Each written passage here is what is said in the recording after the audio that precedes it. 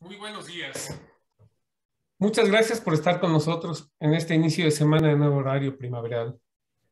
Los seminarios de la industria de Amena han contado con muy buena participación. Ahorita se están conectando, lo cual nos indica que es una buena plataforma para las empresas para que presenten propuestas, proyectos de apoyo y planificación para alcanzar sus metas a la comunidad responsable de la producción animal, es decir, a los clientes.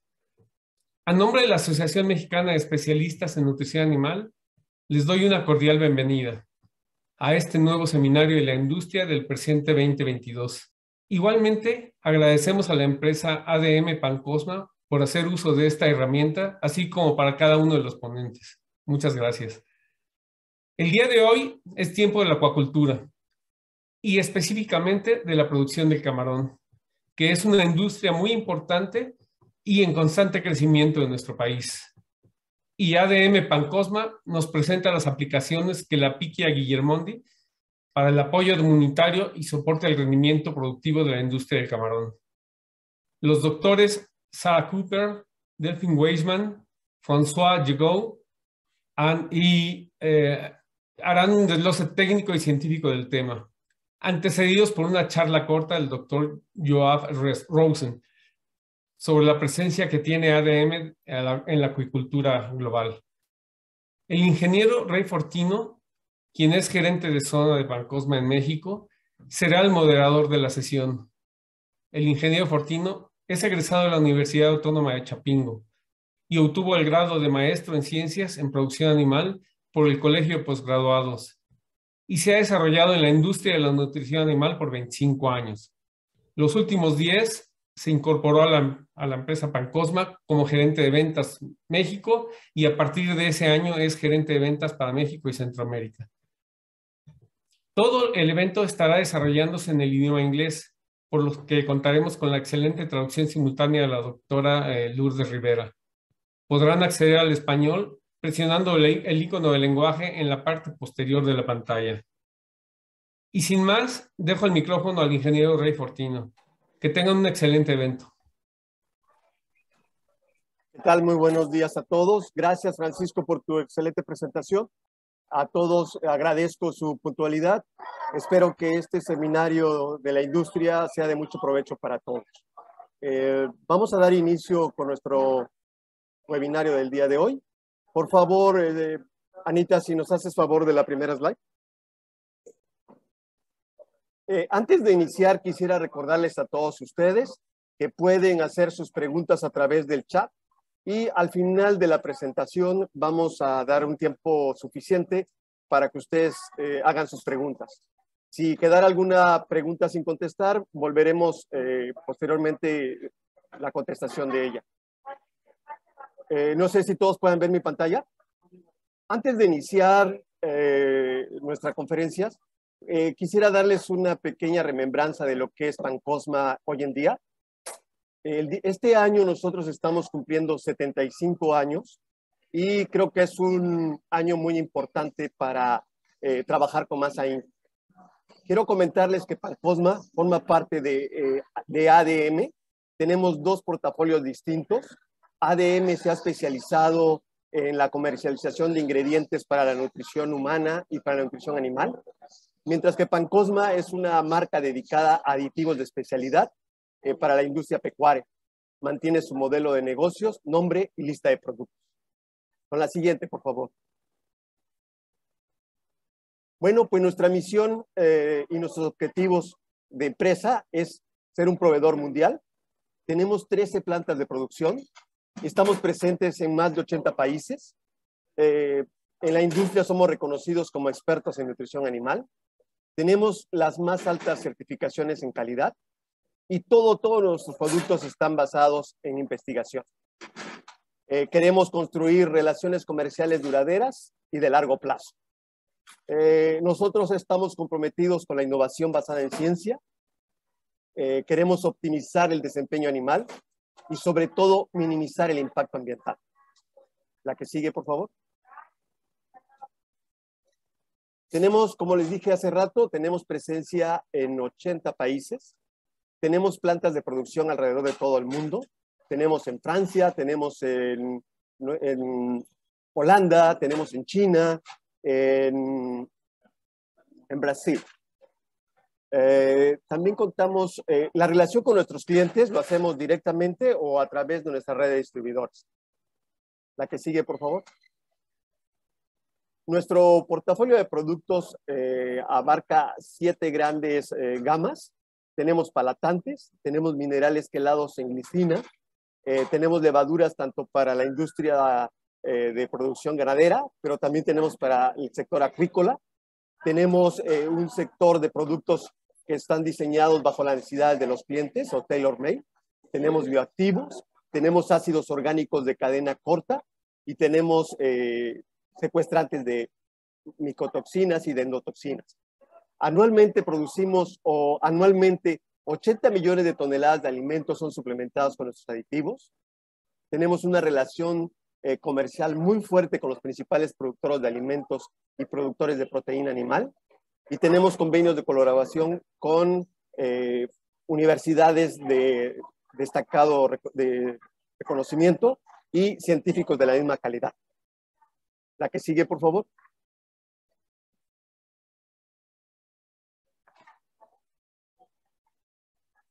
Bueno, por mi parte, esa es la pequeña membranza que yo quería hacerles sobre Pancosma. Vamos a entrar con nuestro programa de conferencias. Por favor, Anita, la que sigue. Como lo comentó previamente el doctor Guerrero, vamos a hablar sobre Pichia guilliermondii. Es una levadura con características muy específicas y creo que puede ser de gran ayuda en su quehacer diario. La conferencia es una conferencia secuenciada, por lo tanto voy a presentar a cada uno de los participantes en el orden en el que van a participar. Adelante, Anita. Voy a presentar primeramente a Yoav Rosen. Yoav Rosen se graduó en la licenciatura en Ciencias Marinas y obtuvo el grado de maestro en Ciencias en Administración de Empresas por la Universidad de Tel Aviv en Israel. Tiene una trayectoria de más de 20 años en el campo del medio marino y la acuacultura, tanto en la academia como en empresas internacionales. Yoav se unió recientemente a ADM como director de marketing en Aqua. Es responsable de la comunicación y desarrollo empresarial de la empresa. Dirige las relaciones con los medios, la marca, la publicidad y el desarrollo de sitios web. La que sigue. François, después de obtener su doctorado en medicina veterinaria en 1993, trabajó como veterinario practicante, primero en ganadería, atendiendo principalmente producciones porcícolas y de la industria láctea. En los últimos 20 años ha trabajado en acuacultura y desde que se unió a ADM, François comparte su experiencia en la prevención de enfermedades y se enfoca en brindar capacidades de gestión de la salud a la nutrición acuícola, como un enfoque sinérgico para el rendimiento de la granja. La siguiente. La doctora Sarah Cooper es graduada como veterinaria en 1999 por la Universidad de Sydney en Australia. Obtuvo su grado de maestría en gestión de salud pública veterinaria en la Universidad de Sydney y un Global Executive MBA. Trabajó también en la práctica veterinaria hasta 2006 y luego se incorporó a la industria de salud animal trabajando para empresas tan importantes como Pfizer Animal Health y Zoetis. En 2021 se unió al equipo de ADM, primeramente como gerente de producto y luego como gerente de desarrollo comercial. La que sigue. Finalmente, Delphine Weissman se graduó en agronomía en Francia y se especializó en nutrición animal. Su carrera ha estado dedicada a la ciencia, ya que ha trabajado en investigación aplicada durante 15 años y los últimos 8 años de su experiencia laboral ha sido en acuacultura. En ADM comenzó su carrera con la producción ganadera, ahora está a cargo de proyectos de investigación y desarrollo con el objetivo de generar soluciones de alimentación eficientes para el mercado acuícola. Bueno, vamos a dar inicio con nuestro primer ponente. Wonderful. Thank you so much. First of all, I would like to thank Amena for having us here today and for the opportunity to talk in their platform. And also I want to thank all of you for joining this webcast or this training about Pancosma, about the solution we are bringing. Basically, we're going to talk about Pichia guilliermondii and the innovation approach we're bringing into the industry, into the shrimp industry. But first, I'll take the first 5 minutes or 10 minutes maybe to cover a little bit of what we are doing in ADM and how ADM is related to the aquaculture industry.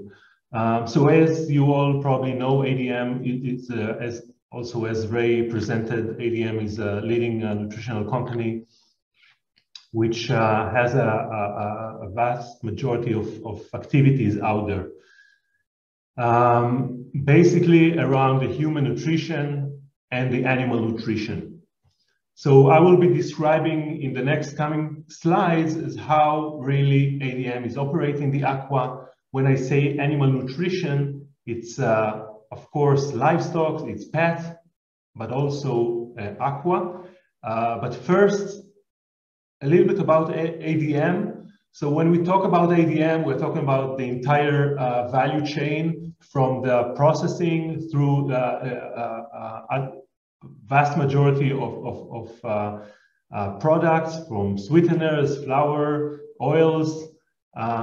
But at the end, we are seeing our products in the market through the human nutrition ingredients and the animal nutrition. In terms of the size of the company, we're talking about generally over 800 facilities, over 50 innovation centers. Immediately, I'll describe you exactly what kind of innovation center we have in the animal nutrition and the aqua. And of course, we're talking about almost 40,000 employees and a revenue of, well, at FY20, it was 64 billion. Last year, it was over 85 billion, meaning we are growing and we are growing very fast. Let's dive in a little bit on the animal nutrition. Okay, I described the general ADM, but in the animal nutrition part, we are work globally, as Ray mentioned, in over almost 29 countries of operations, and we have facilities there and application research centers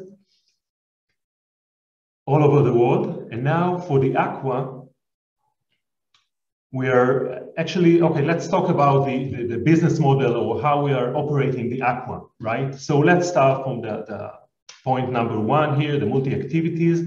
So ADM really brings several layers of activities in the aqua. First, we have a complete aqua feed manufacturing facilities, meaning we're providing complete feed to the industry. We are providing premixes and servicing through Wisium company. And of course, that's the reason we're here today. We're providing additives and active ingredients into the market through Pancosma and ADM. So that's one layer of the activity, right? Multi-activity. And then we're talking about multi-geography, where we are. So we are operating in the aquaculture in mainly two regions. One in Asia, in Vietnam, Indonesia, the Philippines, China, India, in a little bit on in the Mediterranean side, and a lot of Latin America. So Mexico, of course, and Ecuador and Brazil, and some activities in the salmon industry in North America and Chile. So that's the geography we are covering. And as relates to that, we are operating in a multi-species activities or segments in the aquaculture industry. The main targets for us is shrimp, tilapia, and marine species. So we are covering wide range of species, and our solutions that we are offering to the industry is targeted to those species.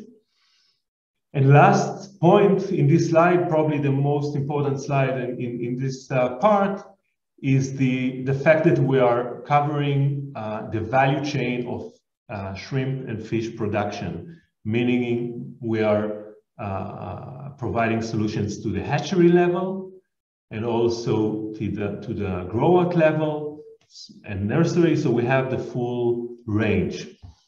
And basically, if we want to simplify our offering in the aquaculture industry, we are talking in the nutritional aspect in maybe 3 levels. One is about the hatchery nursery levels, right? Making sure the early life stages of the animals is being satisfactory, or we are providing the right solutions. So that's one level. And then it's about precise nutrition, to make sure that our nutrition we're bringing to the industry is really optimized. Feed, of course, is the major component in cost of production of shrimp. So we are really putting a lot of effort in making sure the nutritional aspects are being optimized. So we call it precise nutrition. And the last thing, of course, is about health through nutrition, meaning being able to address challenges in the disease or challenges in stress that in the aquaculture are significant, and to address this through nutrition. Okay, so those elements are basically can scope our offering. And the other slide is probably what Ray showed before, right? Through the feed additive business, we're providing a wide range of products that should again address the health through nutrition, meaning to be able to solve and to support a lot of the challenges in the industry. I mentioned the early life nutrition. So we have 2 brands in ADM that are responsible to address this topic, Burn Aqua and Epicor. I'm sure you all know those brands, providing early life nutrition, providing solutions in the hatchery level, in the nursery level, and broodstock. And last slide from my side is really, again, to emphasize the broad or the influence we have on the value chain, on the production value chain. We are operating with different brands. I mentioned the Burn Aqua Epicor in the broodstock and larvae stage, the nursery, and then the grow out. We are operating with brands, different brands in Asia and Latin America. And of course, on top of this, we're talking about Pancosma on the feed additive part. So by that, I will hand over the slides to Francois.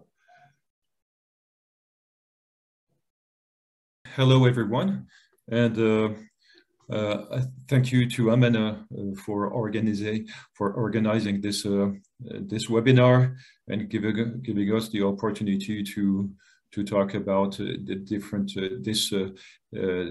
different options on how to manage a disease in shrimp production. So, first of all, well, you all know about this World Shrimp Global Aquaculture, and when you look at the figures since 30 years ago, what you can see is that, well, the growth pace of aquaculture, the shrimp aquaculture, has been for a certain period of time strong, and then slowing down, and then strong again and slowing down. So things have happened. It's not only a strong growth during the years.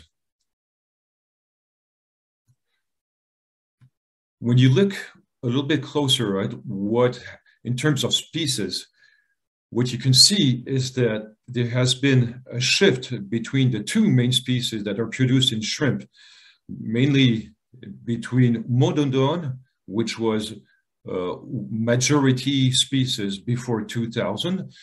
And then after 2000, what we can see is that there is a shift, and it's mainly Vanamei, which is the white leg shrimp that is mainly produced worldwide.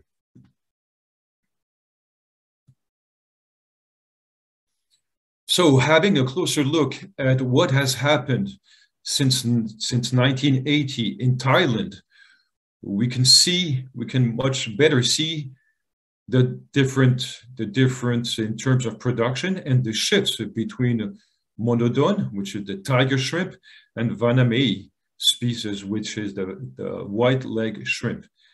So as we can see, first from early 80s until 94, you can see this very strong growth, a very strong pace of growth. And then from 94 up till 2000, what you can see is a sort of stability and also reduction of production. So something is happening here. This is for sure. And then again, a growth, and then again, a strong decrease in production. This is for Monodon, the tiger shrimp. But then the relay is done with a Vanamei, so the white shrimp. And again, you can see a very, very strong growth from 2001 or 2 until 2007. And then again, a sort of plateau, a sort of the production stagnating. And what you can see here is quite recently, this was in 2012, so still recently, a very, very sharp and massive drop of production from 2012 until 2013. There was 50% reduction of production. And until 2014, the accumulated loss of production reached 66%. So it's a dramatic and very sharp drop in production. And since then, we have a sort of progression, but it's not an easy increase of production in shrimp. So having a closer look at what has happened, in fact, these drops in production, these plateau and drop of production were due to first two main viruses since the early 90s. It's yellowhead virus and then white spot syndrome virus. So these two viruses eventually caused the massive drop of Monodon. And then the Vanamei, which is more resistant mainly to white spot. This is how we could explain the increase of production of Vanamei. But then the following period, there was EHP. So this is a parasite, Enterocytosone hepatopenae. This is a parasite which is targeting hepatopancreas, and it was a cause of this stagnation.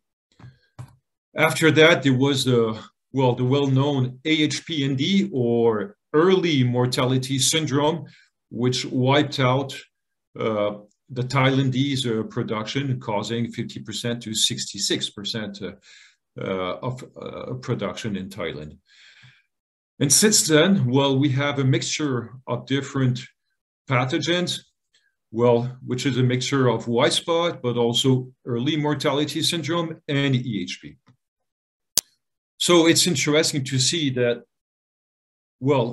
production and diseases are closely linked all the time. This is true at the farm level, but it's also true at the global level.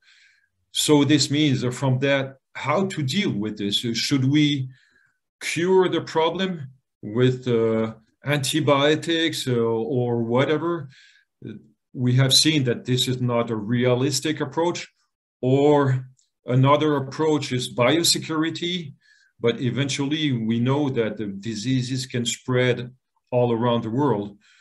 Or another and more recently approach is to help the shrimp to better cope with the different pressure of infection.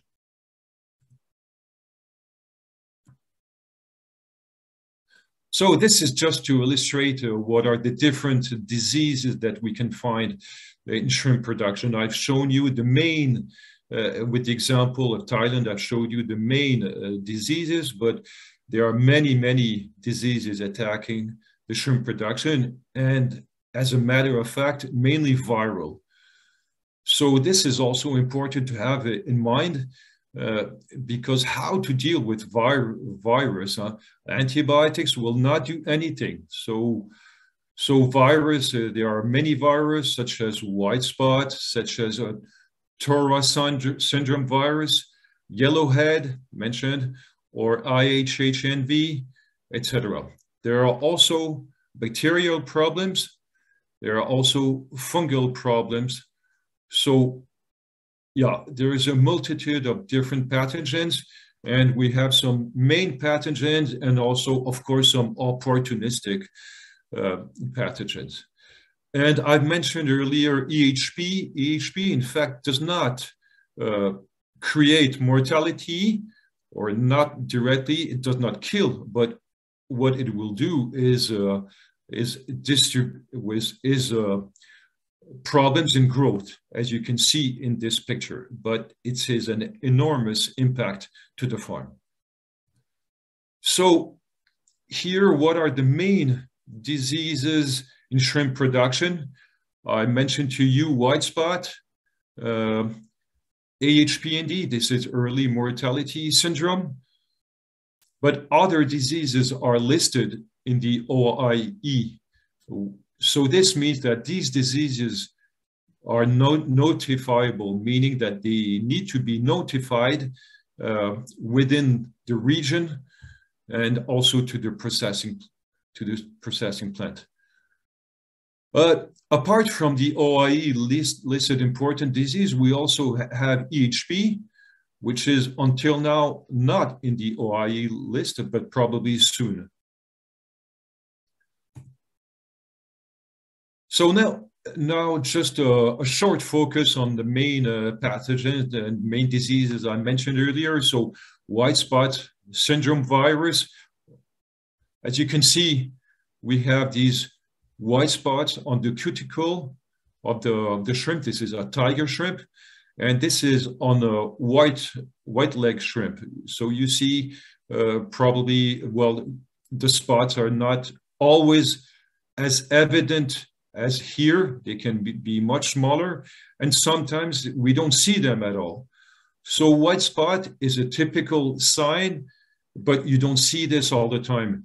And sometimes you don't see anything apart from mortality, which can be very sharp, leading to within a few days 80% mortality. And so in fact, it's against this disease, it's really, the time is an important factor. And again, the question how to deal with this disease and how to help the shrimp to better fight against this disease. Another important fact about white spot syndrome virus is the fact that it can be transmitted by any decapod crustaceans, for example, crabs. So, okay, apart that crabs can be infected, it's very difficult to fight against this virus. And this is one of the reasons today that white spot is everywhere in the world. In terms of economic impact, this was a study that was done by Leitner in 2012, and he estimated the loss, global loss in Asia and Americas up to 8 billion. And in fact, this is a personal communication that he had, and this was in 2012. Probably it was nearer to 15 billion.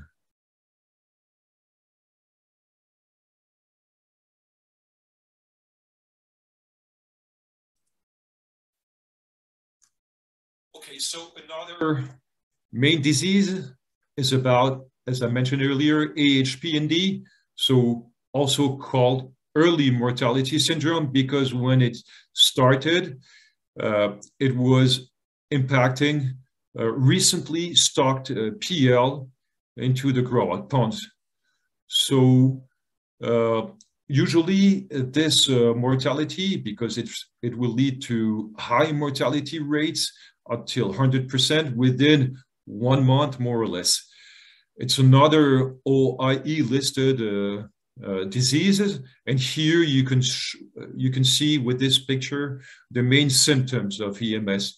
On the right side, you have the healthy with a nice hepatopancreas, and you can see the gut is full, and the cuticle is normal, versus on the left side, EMS impacted, infected shrimp with the empty stomach, the pale HP, and the empty gut. This disease has appeared since 2010, and it has spread quite quickly in different countries, mainly in Asia, as soon as the following year, and in Mexico in 2013, and then the rest of America.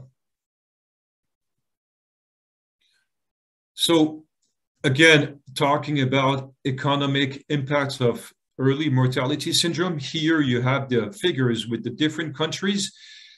So in blue, China, yellow, Thailand, and again, you can see the massive drop from one year to the other, and it's difficult for Thailand to recover from this disease. And from other countries such as Vietnam and Mexico and Malaysia. Here you can see also the impact, the economic impact, which are in billion. So these are the cumulated economic impact. So it just gives you an idea of the enormous impact of this disease, which is a bacterial disease. So it's so until the countries find ways to better adapt.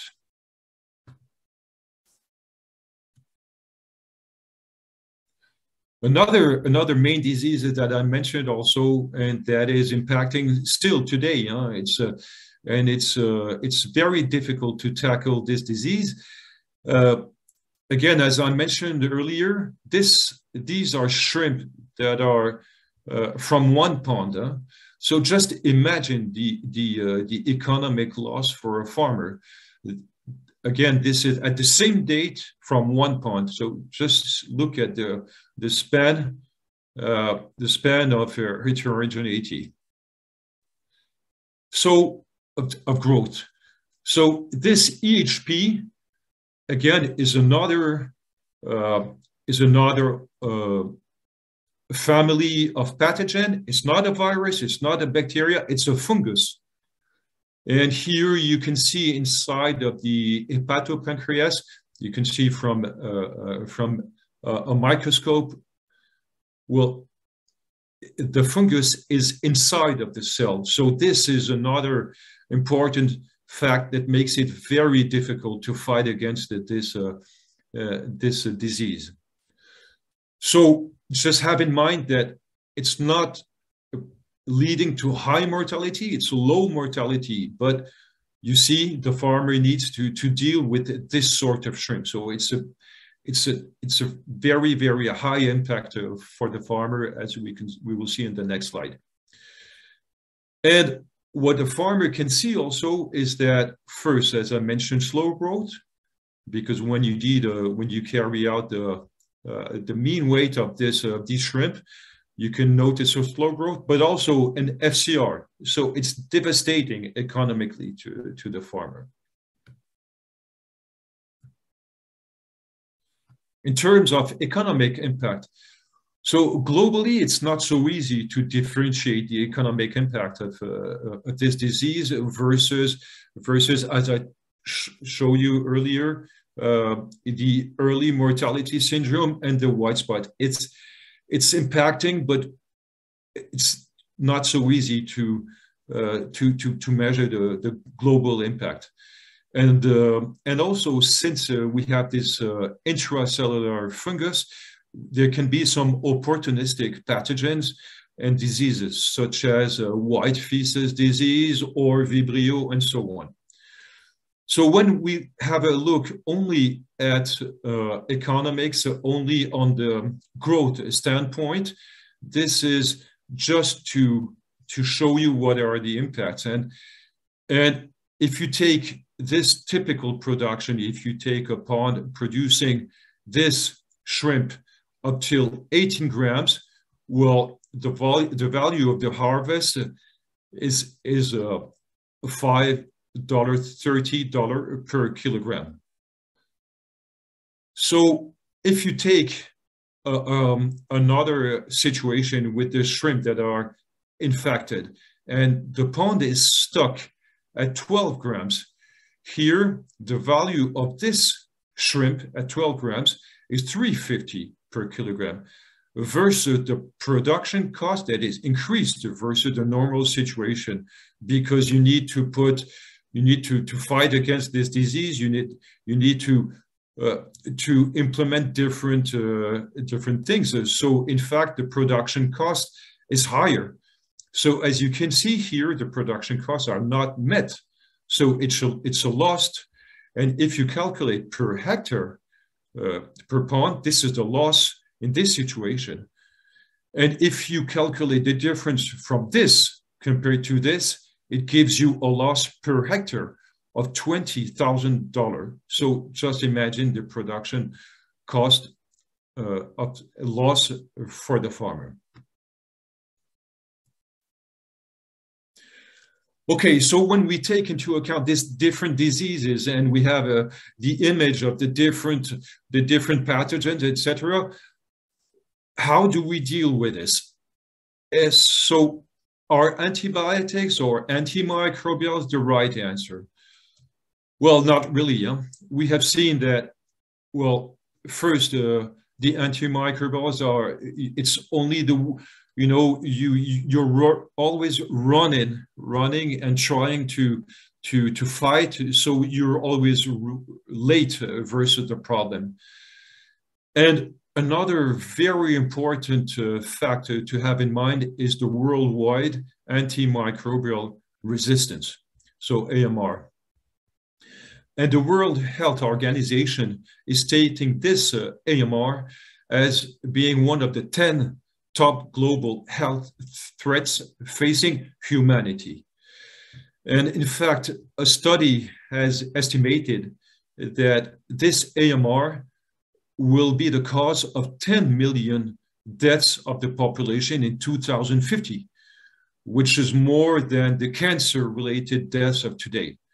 So just to have an idea of the impact of this AMR. So it's a top priority for all the countries. So having this in mind, there is a clear need for sustainable tools helping the organism against disease pressure and reducing this antimicrobial resistance, and also reducing the drugs residues in the food destined to human consumption. So given all these facts in terms of disease, in terms of the way forward, which is not antibiotics, which is not antimicrobials, sorry, let's have a closer look at shrimp immunity and how we can help the shrimp to better fight against these different pathogens. So in what way is shrimp immune system different from what we do have? Because we need to take this into account in order to help the shrimp. So we are here with we are vertebrates, and we have both immune systems. We have the innate immunity, which is the non-specific immunity, which is we have on a daily basis. We can always struggle against an attacking virus or bacteria, etc. However, sometimes this innate immunity is not enough. So that's the reason why we also have this adaptive immunity, meaning it's also the memory immunity. So it's a much more competent and specific immunity in order to better fight against, for example, a virus or bacteria. And this is the basis of immunological memory, and this is the basis of vaccination. So this is the vertebrate. On the invertebrate, which is the case of the shrimp, there is no adaptive immunity, there is no immunological memory. Okay, so this is what we know today, and we can say that there is a sort of debate on this, and there is much that is not known, but there is a debate, and probably there is a slight immunological memory on shrimp, because there has been some trials with some vaccination, and so there is a hope on this field. However, what we know today and what shrimp do have is an innate immunity, and it's non-specific, but still there is a sort of recognition in the means that the shrimp can recognize what it's not itself. And what is not itself, then the shrimp will program cellular or extracellular ways of fighting against the invader. So it can be phagocytosis, encapsulation, etc. And so these are cellular components, and humoral components are extracellular. So let's have a look at how this works. In fact, these are showing the attacking pathogens, for example, here a virus or a bacteria or a fungus or a protozoa or parasite, for example. So these are the attacking invaders, and they are trying to attack the shrimp. In fact, the shrimp do have the possibility, as mentioned earlier, to recognize that these attackers are non-safe, are not sorry. We call these recognition capacities the PRRS, so pattern recognition receptors. And so these PRRS are able, once they are initiated, they are able to lead to intracellular responses and also extracellular responses. So this is the whole base of the shrimp immune system. And then they can lead either, so intracellularly, they can have some antimicrobial proteins, peptides, some prophenyl oxidase cascade, or some clotting cascade. They can also, these are intracellular reactions, but they can also lead to phagocytosis, which means that they will trap the invader if the invader is not too large, and entrap it and destroy. This is phagocytosis. It can lead to nodule formation, meaning that different cells will circle the invader and form a nodule. And once they have formed a nodule, they will attack it with different antimicrobial peptides, etc. They will release it, and they will destroy the invader this way. Another way is similar to nodule formation, but with melanization. So this is when we have a look in the field, and when we look at some shrimps, we can see the black spots. This is typically the sign that it has been attacked, and well, it was positive in attacking in self-defense. So this is generally how the shrimp will fight against the invader. So in other ways, this is a way that we can help the shrimp to fight against invaders. This is what we will see later. This is just to show you that a key role in shrimp immunity is around prophenol oxidase cascade. And in fact, this is a way when we do some trials also, we can measure in the blood of in the hemolymph, which is the blood of the shrimp, we can measure the concentration of prophenol oxidase, which we call ProPO. And in fact, this is the main role in shrimp immunity, and it's also the cascade that will lead to melanin and these black spots I mentioned earlier.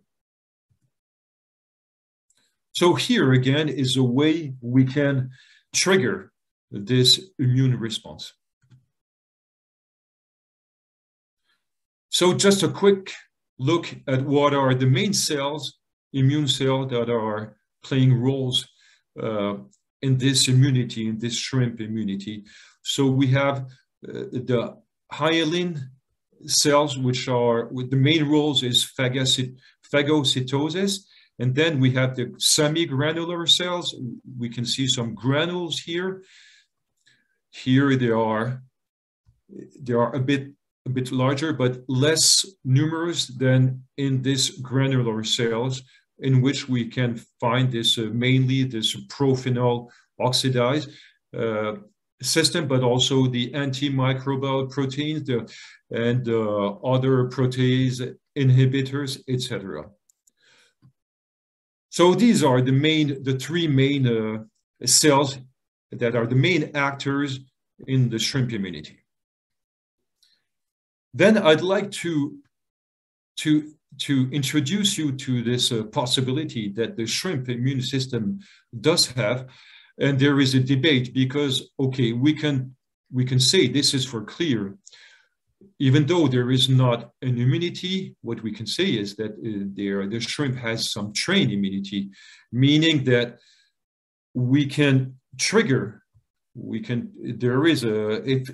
the shrimp is attacked by a pathogen first at that moment, and within a certain timing, and it can be a short time, it could be within a few days, and it's attacked again by the same, a similar pathogen, then we can have a more rapid, but also a higher immune response from the shrimp.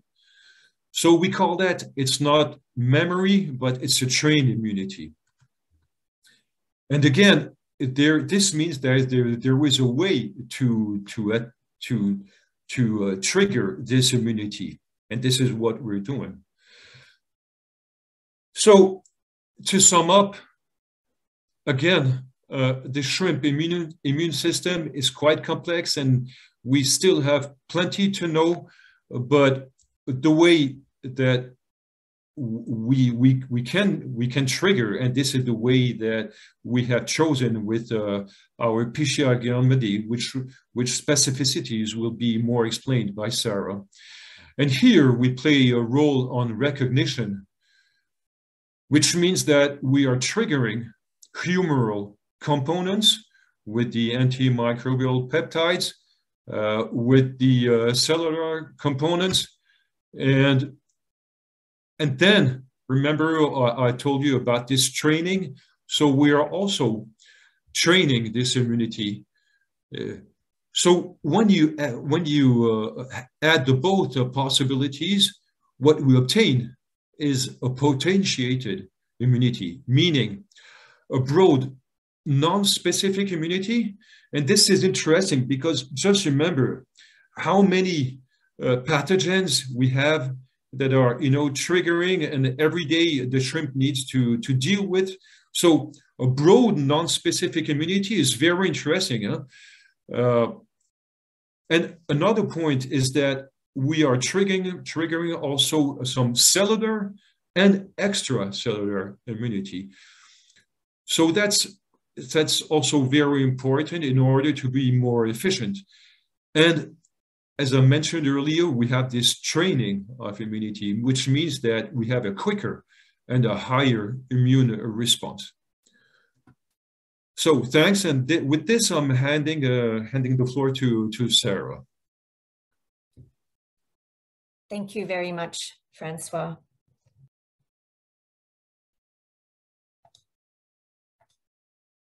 Okay, so Francois really has set the scene for me to introduce AquaTrax. He mentioned about the challenges that are facing the shrimp industry at the moment in terms of infectious challenges. He spoke about the shrimp immune system and really this reliance on more so the innate immune system. And he alluded to Pichia guilliermondii, something that may be able to help enhance this immune response.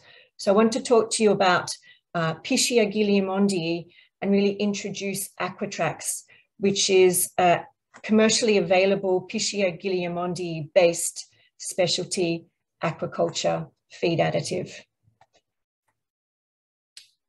On this slide, you can see really how AquaTrax is manufactured. See here, we start with Pichia guilliermondii yeast. The Pichia yeast is combined with a sugar source and then goes through fermentation and centrifugation. You end up on the one hand with citric acid and on the other hand, a yeast cream. And this yeast cream goes through a specialized heat spray drying process to produce whole cell heat conditioned Pichia guilliermondii yeast, which is what AquaTrax is based on. There's only one facility globally that manufactures AquaTrax, and you can see here a photo of it. It's in Southport in North Carolina in the United States. It's also a food grade facility, which means that everything it's producing is under GMP or good manufacturing processes, which means we have stringent quality control for all the products produced there, including AquaTrax.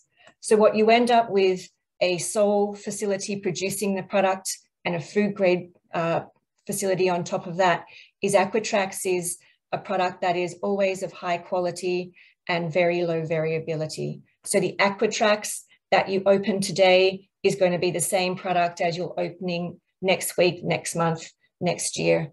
And it's also a very unique product because ADM is the only company that uses Pichia guilliermondii in this application and also the specific fermentation and heat drying process.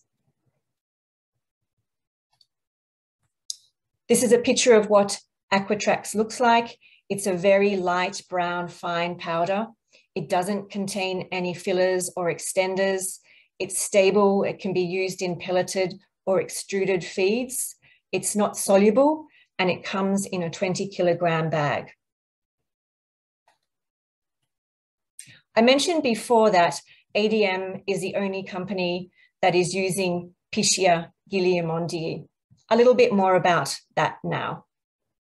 So you may well be aware of yeast that is used extensively in various feed additive products, which is Saccharomyces Cerevisiae. Pichia is very unique and very different compared to Saccharomyces Cerevisiae. Even when you look at the name, you can see that Pichia guilliermondii is not only a different species, but a completely different genus compared to Saccharomyces Cerevisiae. And this is important because being from a different species and genus means that there's also going to be different morphological and structural properties which will affect the activity of the yeast. Research has been done that compares Pichia to Saccharomyces, and I'm going to present some of that to you now. You can see here the graphical representation of Saccharomyces, the larger round yeast on the left, and the smaller, more ellipsoidal Pichia guilliermondii. And also on either side of that, some scanning electron micrograph views of the two different yeasts. The upshot of this research is that Pichia guilliermondii is about 3 times smaller than Saccharomyces cerevisiae. And this is very important because it has implications for the surface area to unit volume ratio. A little bit more about this, because this is a concept that is very important in various biological applications. So if you consider on the left, the large cube there, that's 1 meter by 1 meter by 1 meter, which gives it a volume of 1 meter cubed. If we consider, however, the surface area, it's the sum of the 6 surfaces, totaling 6 meters squared. If we take this same cube, the same volume, but we divide it into 8 smaller bodies or cubes, look what happens. The volume remains the same, but the surface area increases. So this is this concept of when you get a decreased size of a body, the surface area to volume ratio increases. And as I mentioned, this is important in many biological applications. If you think about the surface area of leaves, if you think about the surface area of the lung alveoli, or closer to home, our intestinal villi and crypts.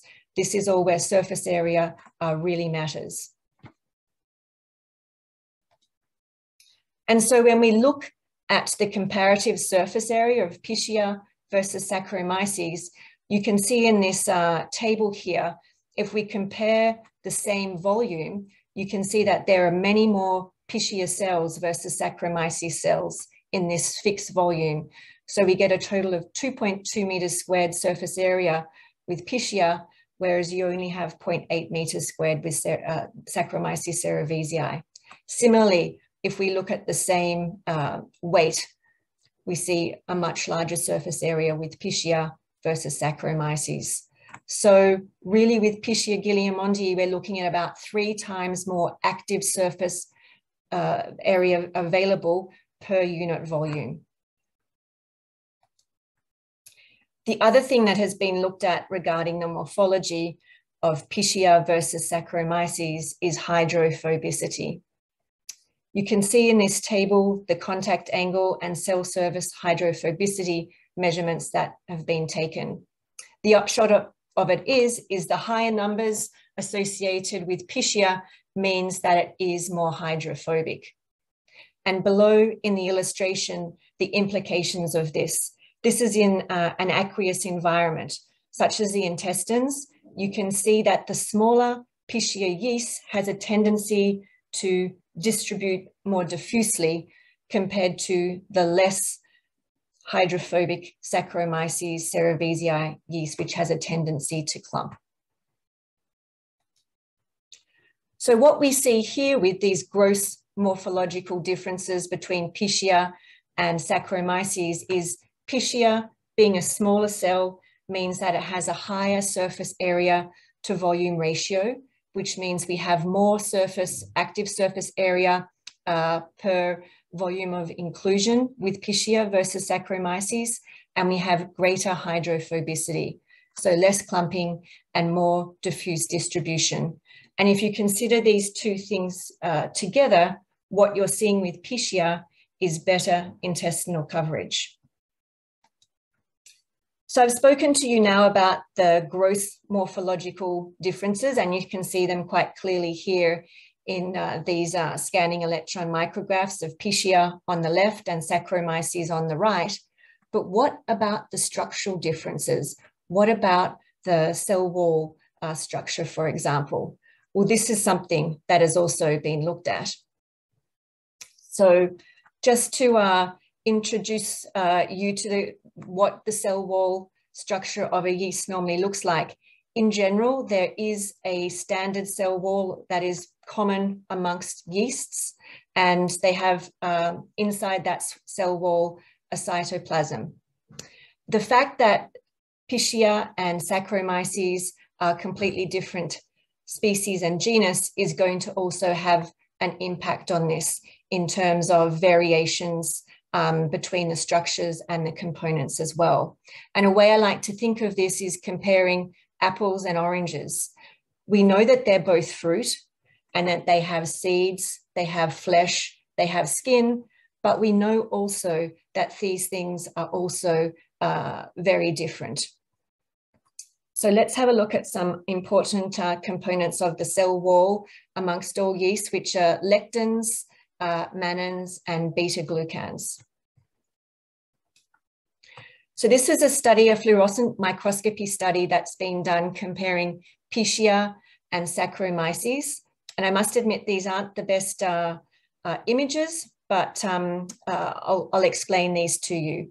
So in this study, we sought to look at the localization or distribution of chitin, beta-glucans, and mannans in the cell wall of Pichia and Saccharomyces. And what you can see when you look at these pictures is that the chitin is coming up with the green fluorescent staining. And what you may appreciate is that you can see chitin in both of the yeasts, but that the distribution is somewhat different. In Pichia, it's more punctate, whereas in Saccharomyces, there are larger ring structures at the ends of the yeast cell. So there is a difference in the chitin distribution between the two yeasts.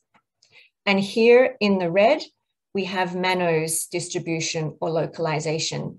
And what you can appreciate here, the key difference is that with Pichia, the distribution of the mannose is more diffuse, whereas with Saccharomyces, it's more located on the periphery of the yeast cells.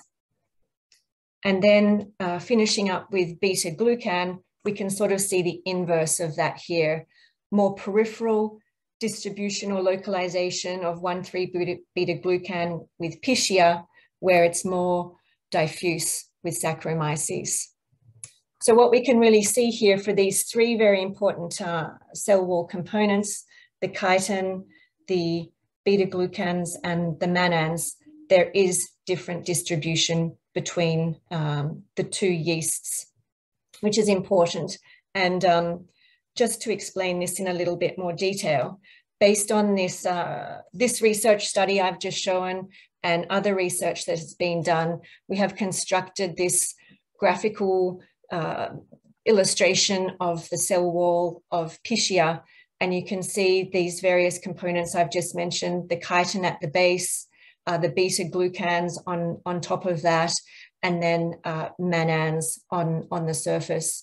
And what we know with Pichia is a little bit about the mannans. We have O-link mannans and N-link mannans. The O-link mannans are more, tend to be less antigenic, whereas the N-linked, which are these red branch structures, are very important and of a high antigenicity.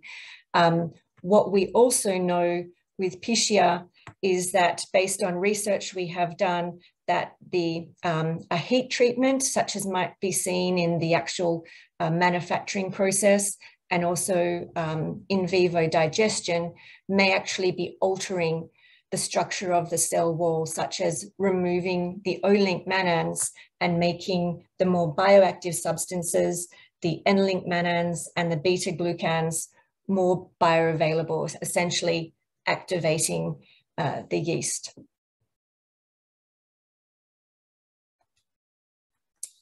I wanted to show this study to you before handing to Delphine, who will take us through some shrimp-specific in vivo data.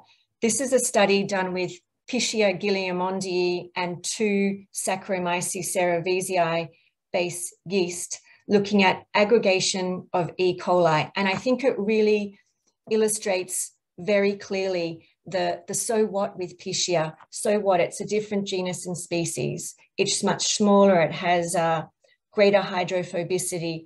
It has a different cell wall structure. What does this all actually mean? I think we see it all in this graph. So to explain a little bit further, in this study, these 3 yeast products were being compared to mannose. Here, the green bar as the positive control, and going across we have plain Saccharomyces cerevisiae product, a hydrolyzed Saccharomyces cerevisiae product, and Pichia guilliermondii. And you can see that they've been studied at 3 different concentrations, 0.05%, 0.075, and 0.1%. And what you can appreciate here is that even at the lowest concentration, 0.05%, Pichia guilliermondii is binding or aggregating a greater percentage of bacteria compared to even the highest level of both of the Saccharomyces Cerevisiae. So just to give you a little bit of, I guess, a taster for Pichia guilliermondii or AquaTrax in action. And with this, I'll hand over to Delphine to take us through some shrimp-specific data. Thank you, Sarah. So with Francois, you had an overview of the main challenges regarding health and disease in shrimp industry and also how shrimp is dealing with pathogen. Then Sarah presented AquaTrax, our innovative and unique solution based on Pichia guilliermondii.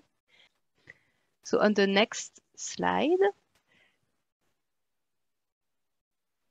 there is the first trial I want to present you, and here you will see how AquaTrax improved immune response efficiency. The trial was conducted in Thailand on pathogen-free Vanamei shrimps, starting with 6.5 gram animals. Those shrimps were fed during 28 days, either with a control diet or with a diet containing AquaTrax. At the end of the feeding period, hemolymph from the shrimp was sampled on 15 shrimp per group in order to count total hemocyte and granular hemocyte. Why did we focus on this particular indicator? As explained by Francois earlier, and as you can read below, hemocytes are cells involved in the primary immune defense of the shrimp. They are, for example, responsible for phagocytosis. Granular hemocyte is a type of hemocyte more involved in the humoral response, as their granules contain defense molecules which are released when pathogens are invading the shrimps. On the picture here, you can also clearly see those big granular and non-granular hemocytes and the small bacteria, and you can easily imagine how they could phagocyte bacteria or release their defense molecule to disrupt pathogen. So coming back to the protocol, at the end of the feeding period of 28 days, after sampling shrimp for the hemocyte count, 15 additional shrimp per group were injected with Vibrio RVI, and their hemolymph was sampled 3 hours after injection. 3 hours after this injection, bacteria were counted in shrimp hemolymph. This was done to evaluate bacterial clearance as an indicator of humoral and cellular defense efficiency. So on the next slide, you can see the results. So first, whereas you can see on the first graph on the left, whereas total hemocyte count remain the same in both groups, we observe a significant difference on granular hemocyte count, since their count increased by 56% in the hemolymph of shrimps that were fed with AquaTrax. With this higher proportion of granular hemocyte, it suggests that the immune defense of the shrimp will be more diversified and then more efficient to fight against pathogen. Since, as I remind you, the granular hemocytes support a humoral response. To illustrate that, as an illustration of this improved efficiency of the immune system, let's have a look at the result presented on the right. So 3 hours after infection with Vibrio RVI, the presence of Vibrio inside the hemolymph of the shrimp was 69 lower in the hemolymph of shrimp-fed AquaTrax. In other words, it means that the shrimp-fed AquaTrax had cleared 3 times more bacteria by 3 hours after the challenge than the control-fed shrimps. So this trial is very important because it allows us to understand the mode of action of AquaTrax, and it shows that it allows a significant improvement of immune defense efficiency and also potentiated the capacity of the shrimp to deal with pathogens. So now we can understand the mode of action of AquaTrax. Let's move on the demonstration, how it can support shrimp submitted to challenges like white spot syndrome virus. So on the next slide, we ran a trial where we submitted the shrimp to white spot syndrome virus. As you may know, and as Francois described previously, white spot syndrome virus is a viral disease, one of the most widespread with a huge economical impact on the industry. So in this trial, we decided to compare 3 groups of shrimp. One was a control group in gray, and 2 other groups were infected with white spot virus. Among the 2 groups that were infected by white spot virus, one was fed the control diet, and the other one was fed with the addition of 1 kg per ton of AquaTrax. Shrimp were fed with their experimental diet 14 days prior infection and until the end of the trial. Then survival was followed 33 days after infection. The infection was here realized by feeding shrimps with infected tissue. And for each group, we had 4 replicates of 100 shrimps reared in 20-liter tanks. So on the next slide, you can see the survival results after infection, and you can clearly observe the benefit brought by the use of AquaTrax. Indeed, final survival reached 70% in the infected group fed AquaTrax, while it reached only 38% in the infected group fed the control diet. It is a huge and significant difference, allowing to have 84 more shrimp alive 33 days after infection in the group fed with AquaTrax. So to make the link with the previous trial, the impact on the immune cell we demonstrated in the previous trial is fully expressed here and might explain why the group fed AquaTrax showed a significant improved survival of shrimp exposed to white spot syndrome virus. On the next slide, it's another example of how AquaTrax can support shrimp performances. So here we had a trial where we submitted the shrimp to a bacterial challenge using Vibrio parahemolyticus. So this time we are focusing on bacterial challenge. As mentioned by Francois, acute hepatopancreatic necrosis disease, AHPND, also known as early mortality syndrome, EMS, is a disease caused by Vibrio species that harbor PRPB gene. So this disease is often associated with Vibrio parahemolyticus. So in this trial, I am presenting you, this trial was conducted in an R&D facility in Peru, starting with PL13. Again, we had 3 groups of shrimp that were compared.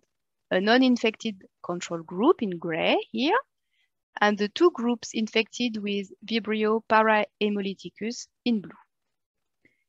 One group was fed the control diet, and the other one was fed with the addition of 1 kg per ton of AquaTrax. Shrimp were fed with their experimental diet 17 days prior to the first infection and until the end of the trial. Then survival was followed during 35 days after the first infection. To describe you the protocol of infection, here we have chosen to do this infection by a weekly immersion with Vibrio parahemolyticus. We chose to maintain this bacterial pressure by adding Vibrio every week in the water to maintain this challenge during the the whole trial. And each group counted 4 replicates of 100 shrimps, and they were reared in 20-liter tanks. On the next slide, you can see the survival results after infection. So you can again clearly see the benefit brought by the use of AquaTrax in bacterial challenge condition as well. Indeed, the final survival reached 60% in the infected group fed AquaTrax, while it reached only 34% in the infected group fed the control diet. It is again a significant difference, allowing to have 76% more shrimp alive after 5 weeks of bacterial pressure in the group fed AquaTrax. So the impact on immune cells we demonstrated in the first trial is probably expressed here again. If you remember well, I showed you the result where the bacterial clearance from hemolymph was 3 times faster in shrimps fed AquaTrax after a Vibrio injection. So here again, it could be the expression of it and the reason why the group fed AquaTrax show a significant improvement of survival in the shrimp exposed to Vibrio parahemolyticus. In the last trial, in the next slide, we had the 2 last trial I want to present you. These 2 trials were run in normal conditions without specific challenge. The trials were conducted in Niabe Research Center, the R&D center of ADM located in Vietnam. We had 2 trials conducted in parallel, one in outdoor cages in pond, as you can see on the picture on the left, and 1 trial in indoor tanks, as you can see on the picture on the right. In the first condition, so the pond condition, shrimp were farmed at 160 shrimp per cage in 2 square meter cages, and the trial started with 7-gram Vanamei shrimps. In the second trial, shrimp were farmed at 80 shrimp per tank in 1 cubic meter indoor tanks, and the trial started with 4.5-gram Vanamei shrimps. So in each trial, we compared 2 groups with 8 replicates each. The 2 groups were the following. So 1 group was fed with a control diet, and the other group was fed with the control diet plus 1 kg per ton of AquaTrax. And the growth trial lasted for 48 days. On the next slide, you can see the results. So the result of the 2 trials are presented here. First, I want to mention that the zootechnical performance showed during the trial were very good. We had a survival above 92% in cages and above 97% in tanks. And in addition, the weekly growth was around 2.3 grams per week, which is considered as a good growth. So it's important to note here that the trials were performed in good conditions, because growth results we had were quite good. It's important to say that because then even in good condition, AquaTrax could bring a benefit. As you can see on the first graph on the left, the growth, the average weight gain was improved by 9 to 10% in each system, cage and tanks. So it is important also to see here the consistency of the results we observed between the 2 trials. The FCR was not impacted, as you can see on the right.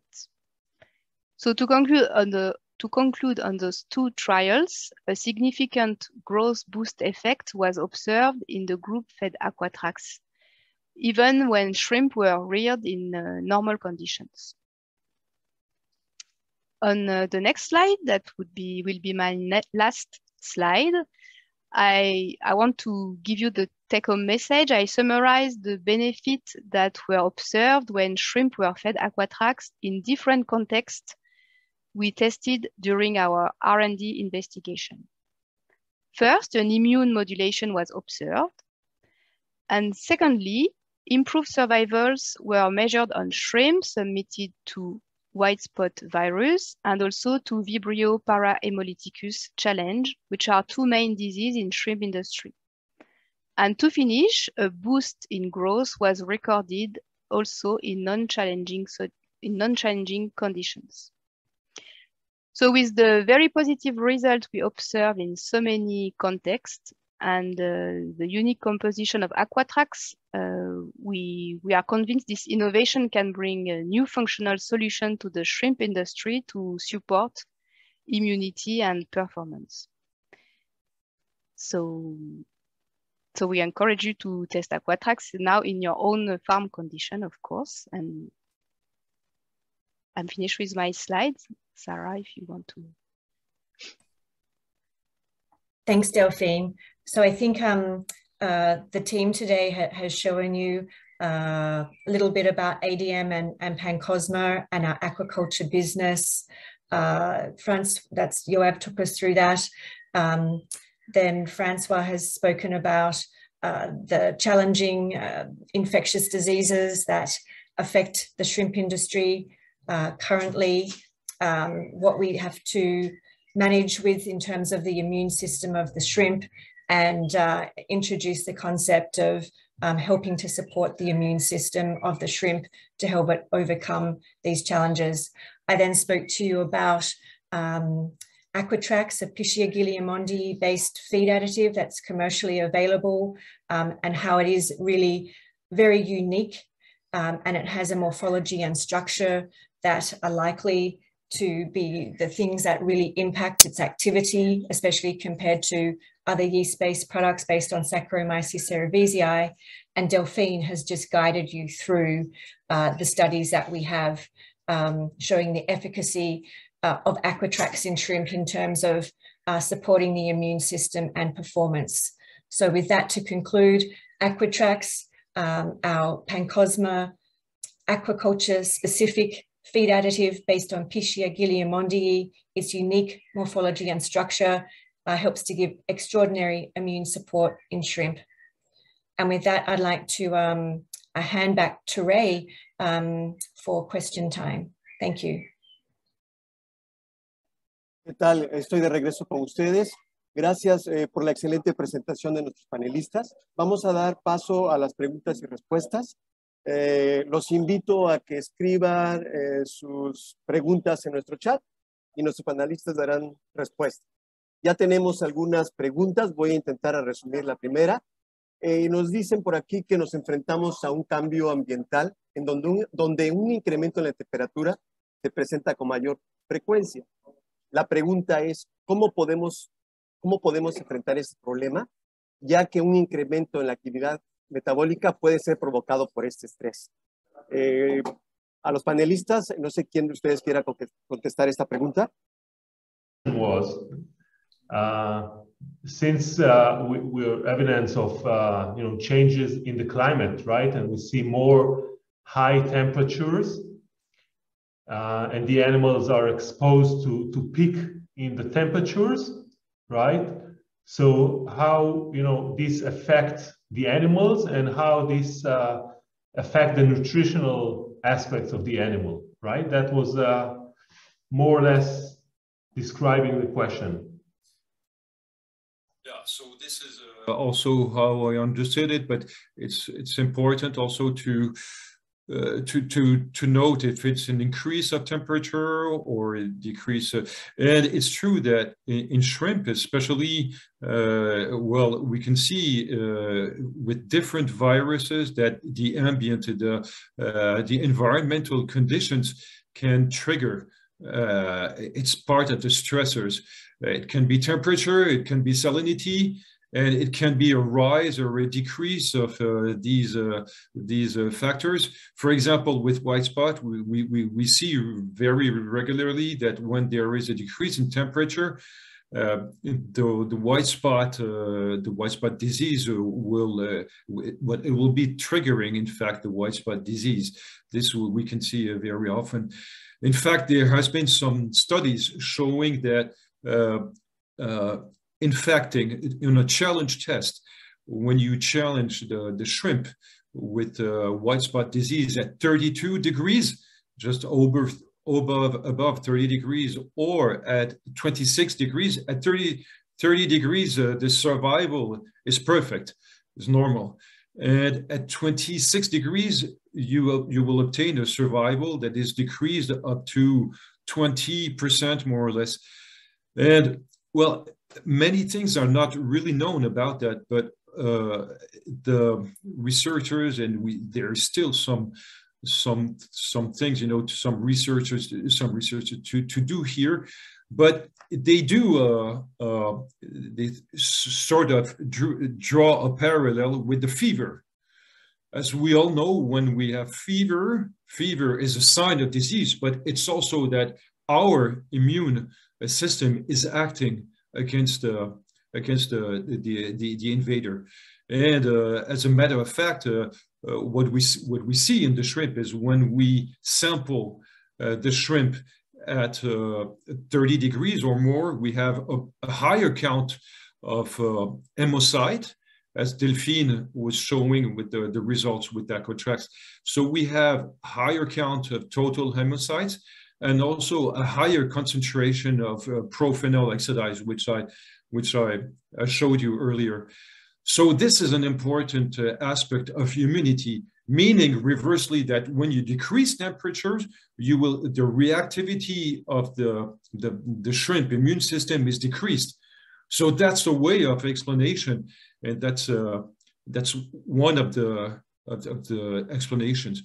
Reversely, when you go on a high stress with a high temperature, we all know that, you know, the survival of the shrimp is impacted. So this is another stress, but this is another aspect of the answer. I guess the question was more about this reduction of temperature with the rain, etc., etc. Sí, aquí tenemos otra pregunta. Nos comentan que AquaTrax ofrece ventajas en productividad cuando no hay desafíos en los estanques. ¿A qué se debe esta situación? Cuando hay mejoras en productividad y no tenemos desafíos. Why we observe growth improvement in normal condition? It's a good question. I would say that that even in good condition, there is always a little bit of, let's say, not pathogen pressure. We don't reach the pathogenic threshold where mortality happens, but in water, in a pond, we can always find the Vibrio or bacteria that can disrupt or delay a little bit the growth. So I think even if we don't reach a mortality level and critical level of such bacteria, there is always a pressure, let's say. And the important thing with AquaTrax, we are at a dosage where we just modulate the immune system. We don't overstimulate. We just keep the shrimp ready to react and improving this immune modulation. So I think it's always bringing a benefit to the shrimp, even where there is no disease apparently.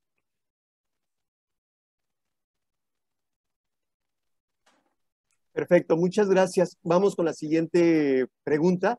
Nos dicen que con base a la presentación de las demás enfermedades más comunes, ¿en qué edad del camarón nos conviene utilizar AquaTrax? Francois, please let me know if you have some addition to that. But basically, since we are talking about additive that support the animal through the stress events and diseases and challenges in the grow out from one hand. And from the other hand, as we know, in the aquaculture industry, there is a constant, and I think Delphine was touching on this or mentioning this, but we see a constant events of stress, right? Or we have a constant stress during the whole production cycle, from the hatchery basically to the grow out, because of densities, because of disease pressure. We have stress events and we have exposure to diseases. And therefore, we are recommending to use the additive to the entire production, right? It's not a matter of one event or the other. It's just a matter of helping, supporting, and securing the production through the whole cycle.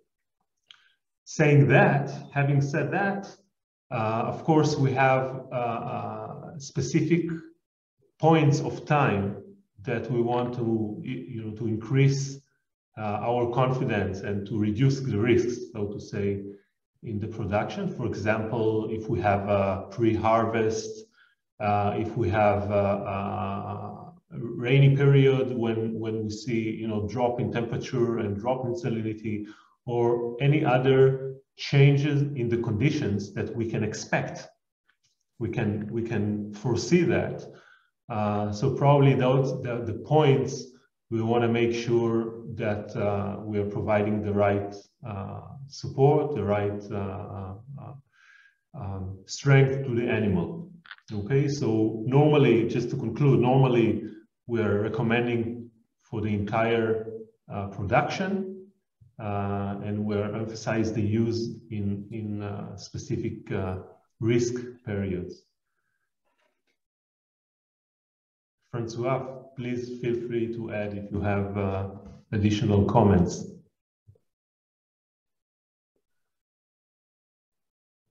Yeah, okay, so sorry, because I cannot find the translation in English, so very sorry about that. But yes, concerning the your answer, well, yes, we are with AquaTrax, with Pichia guilliermondii. This specific product and treatment is helping the production of the shrimp and helping the production, the immunity, so optimizing the support and growth and the health status of the shrimp. So that's also a comment on my side after the question that Delphine answered earlier, because in fact the question was, okay, it's helping when there is a pathogen pressure, and how do you explain when there is the normal situation? Let's not forget that the normal without any pathogen pressure is not existing. There is always a pathogen pressure, meaning that there is always some need to have this support at all time inside of the gut and everywhere. So this means that also because of the structure and because of the components, you need to play a role on the balance of the microbiota, and this is really important. And it's not only a matter of fact related to beta glucan or other. It's also about this microbiota balance inside of the gut. And so, Yoav, can you tell me precisely what was the last question? Because in order to better answer, please. Yeah, that was exactly that. When do we recommend to use the product? So you answered precisely. There is no situation that there is no stress and there is no disease pressure. So basically, we're recommending to use it for the entire production. Yeah. And as a matter of fact, what we demonstrated is that we can initiate, we can trigger a higher help, a higher support to the immunity, to the body, but also inside of the intestine. So all this, as you know, the immunity is not only a matter of immune cells, but it also happens inside of the microbiota. The better the health in the intestine, the better the microbiota, the better the shrimp is. What we see is a better growth. But as a matter of fact, the shrimp is in a better condition to fight against pathogens. Muchas gracias, François, por tu respuesta. Tenemos otra pregunta aquí. Nos dice si tenemos o podemos abundar más sobre evaluaciones de sobrevivencia en estanques de camarones afectados por mancha blanca y por fibriosis. So the question is how to better improve survival when the shrimp are affected by both white spot and EMS. Is that the question? Sí, es correcto. Okay. Yeah, well, that's typically that's very interesting because in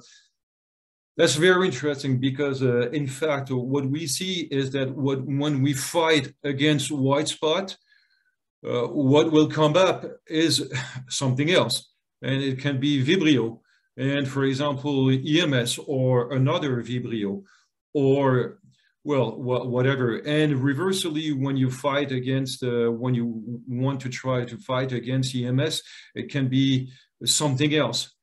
So that's really the point of view, I mean, about farm management practices and how to better help the shrimp. So we have mentioned about temperatures. So we know that variation of temperature in itself can trigger, for example, a white spot. So it can be in order to reduce the temperature impact. So the variation. So for example, the death in a pond, or it can be also to reduce different stresses. So that's, you know, I cannot mention about all the practices that will help. And let's not forget that if the feed is too high in energy, it means that the shrimp will require a lot of it will use this energy, and so this energy, you know, in terms of immune, it has some impacts on the immunity. So it's really a question of balance, etc.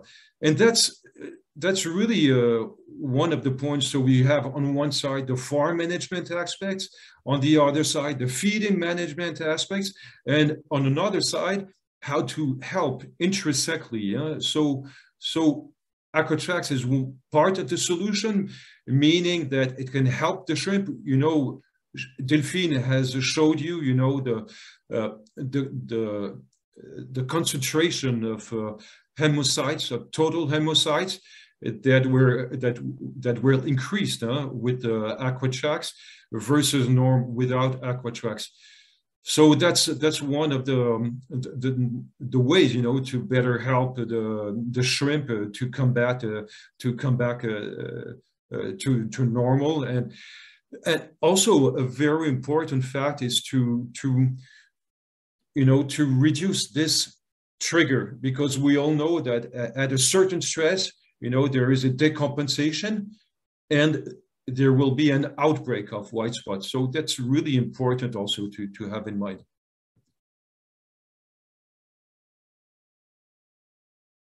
Ok, François, muchas gracias. Tenemos una pregunta más. Nos preguntan por aquí si AquaTrax es levadura seca o entera. Sarah Cooper, por favor, si nos ayudas a responder esta pregunta.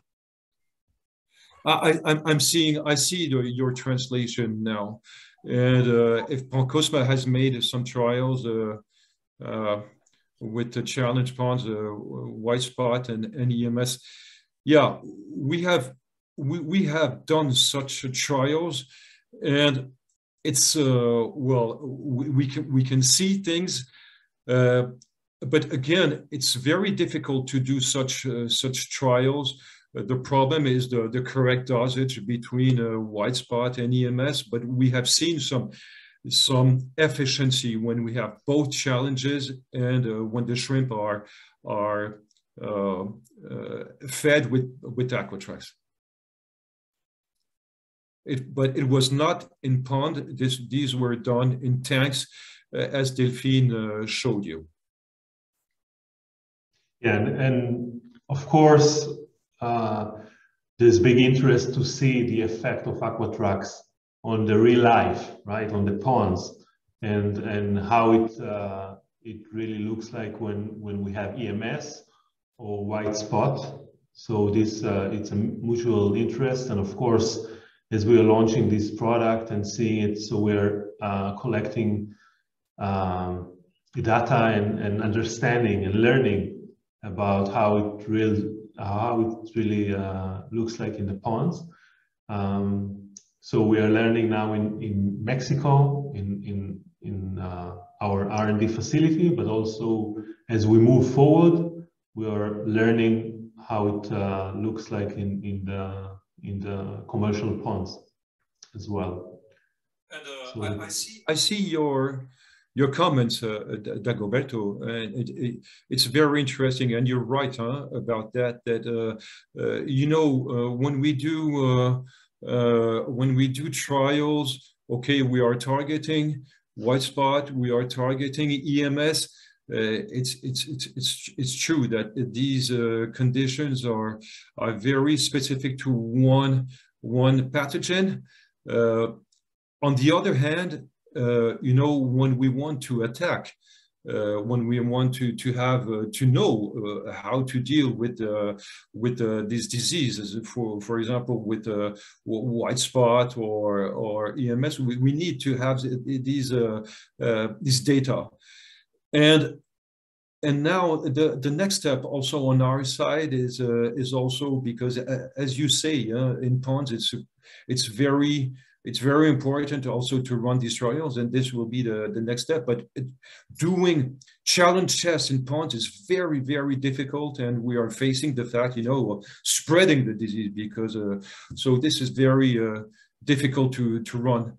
But again, this is the point today with one of the main benefits with AquaTrax. It's a broad spectrum.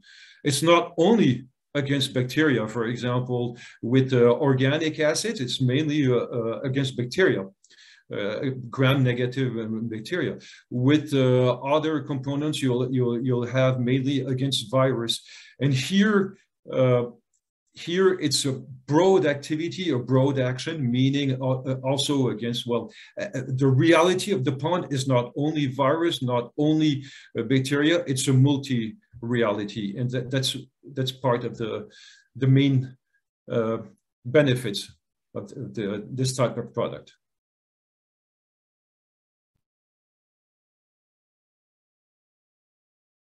Por favor, Sara, ¿ibas a comentar algo? Yes, so the question was about whether the yeast is dry and whole. So yes, the Pichia used in AquaTrax is a whole inactivated yeast. So I guess you could also call that a whole dried yeast. It's not a live yeast.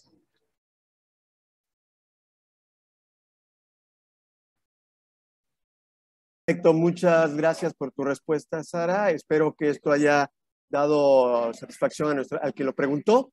Tenemos algunos comentarios donde los felicitan por por marcar las diferencias entre los diferentes tipos de levaduras que podemos encontrar en el mercado y cómo podemos diferenciarlas. Roberto hizo un último comentario que es muy interesante. Dice que hay otros productores aquí en México con similares condiciones de producción en estanques que puede Pancosma acceder y evaluar el AquaTrax en condiciones comerciales en México. Lo está ofreciendo abiertamente. Perfecto, muchas gracias a él por el interés. No sé si nuestros panelistas tengan algún comentario final.